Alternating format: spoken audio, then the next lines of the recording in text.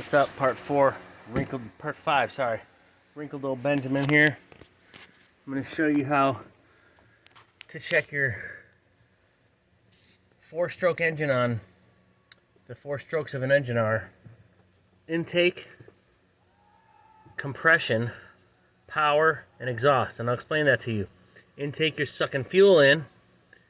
Compression, you're compressing it for when the piston gets to top dead center and it fires this spark plug, creates a power stroke, the 3rd stroke, which gives it a free spin all the way around for the exhaust to push out and go back to the intake stroke. That's what the power stroke does. So, I'm going to show you an easy way to do that. Get yourself, what is that?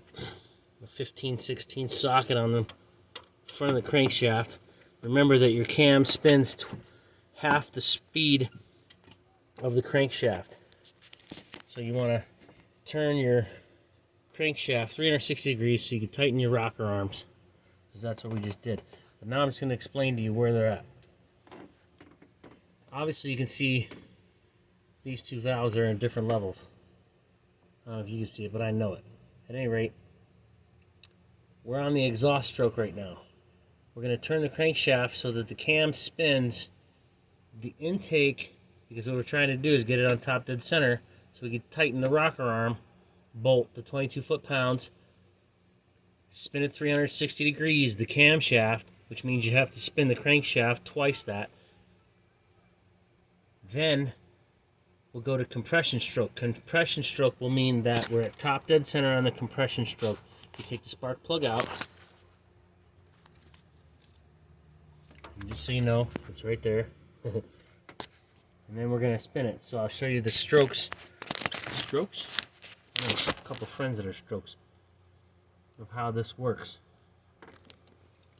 Push these wires out of the way. And to test it, you can always take the handy dandy long zip tie, stick it in the spark plug hole, and feel how far it goes down. Oh yeah, it's going in. So that means we're in quite a bit. That means it's on the exhaust stroke, and it's going to be coming back up now because it's almost all the way down. Now, when we spin the crankshaft and you watch this exhaust valve come up, that means we're going to an intake stroke. So now it's all the way down, we're coming back up. Watch that exhaust valve, the second one. Now it's coming up. So now we're going, exhaust valve is closed, intake valve is closed. We're going to go, intake valve is opening. When the intake valve opens all the way, it's drawing air in to the port, suck fuel and air mixture into the cylinder. Now we're at the point where the piston's coming up on the compression stroke because the valve's starting to close. The intake valve's here, the exhaust valve is here. You can see that because the exhaust valve lines up right with the exhaust port. Now we're coming up on the intake valves all the way up. Now it means both intake and exhaust valves are closed, and we're compressing the fuel in the cylinder with the air mixture, and we're almost at top dead center. There's one way to check that, and that's on the timing mark. Where that is, it's almost impossible to see it, but you can always use your handy dandy old 2-foot zip tie to check it. And it should be right almost there. I can feel it, but it's not there. You can feel it scraping on top of the piston. And if you want to make sure, you hold it there and push your, oh yeah, it came up a little, I can feel it. Comes up more. Came up a little more. Came up a little more. Came up a little more. And we're there. Now we're at top dead center. You can check that by using the timing mark.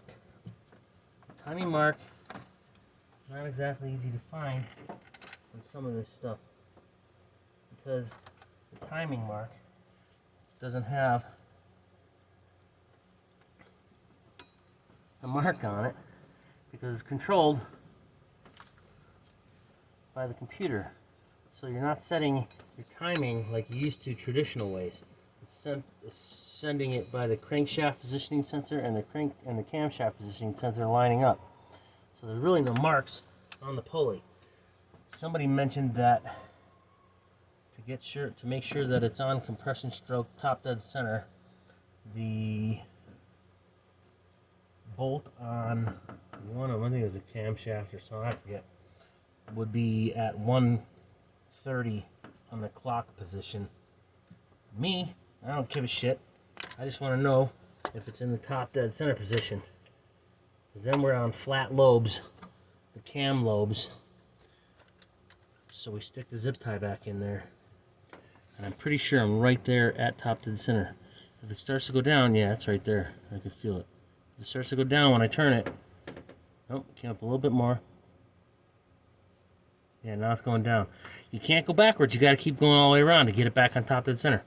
But that's good enough to crank down this 22 foot-pounds on the lifter rocker arm right here, this bolt, to 22 foot-pounds. So we get the camera set back up, get out the torque wrench. Normally when you put an extension on a torque wrench, you reduce your torque. But 22 foot-pounds isn't much, so you just do it one time. The proper way to use a torque wrench is to not grip it.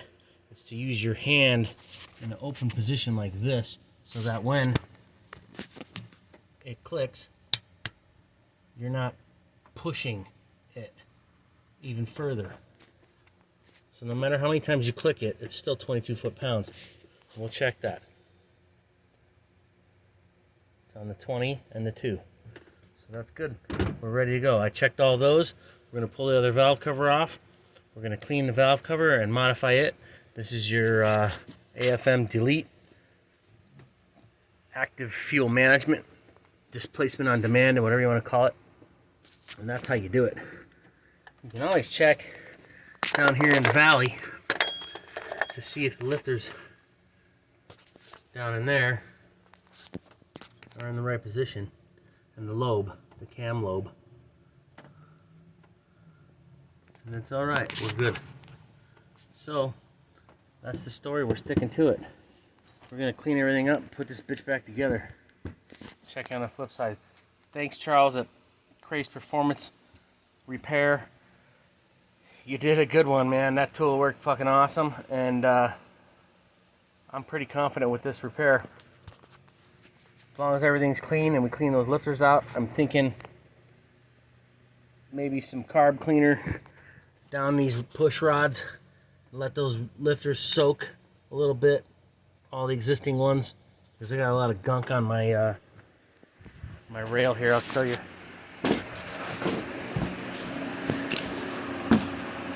This is the solenoid rack on the bottom of the valley pan, and you can see plainly all the shit down in here.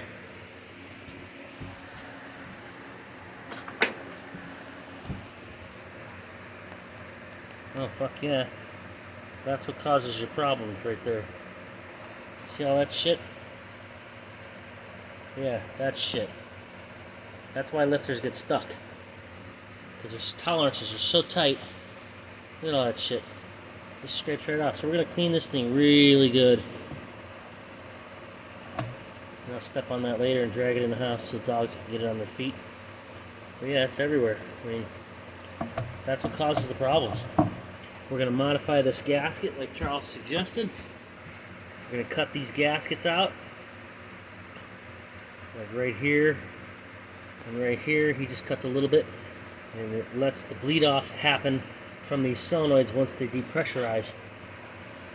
But what a pain in the ass. But it's going to work. So I'm 100% confident in it. Got any comments or questions? You need to know where to send your computer to. It's LT1. What is it? LT1. It's on Charles' website. Ask him. I'm just doing the fucking work for myself. Ask Charles. LT1swap.com. That's it. Take the ECM out right here. This bad boy's going to LT1swap.com for $50. He's going to reprogram it and ship it back. And it's usually only a couple days. So once I get that back, I'll have the engine back together, new spark plugs, new oil. Everything will be back together. I thought at one point, you know what? I'm in this deep. I should take the water pump out and replace it. But we're going to wait till that takes a shit, because when that does, we'll replace the idler pulley and the tensioner pulley at the same time, because they're not that bad right now. And that's my story. I'm sticking to it. I think a coolant flush is in order too. Get that shit out. And we'll catch you on the flip side late.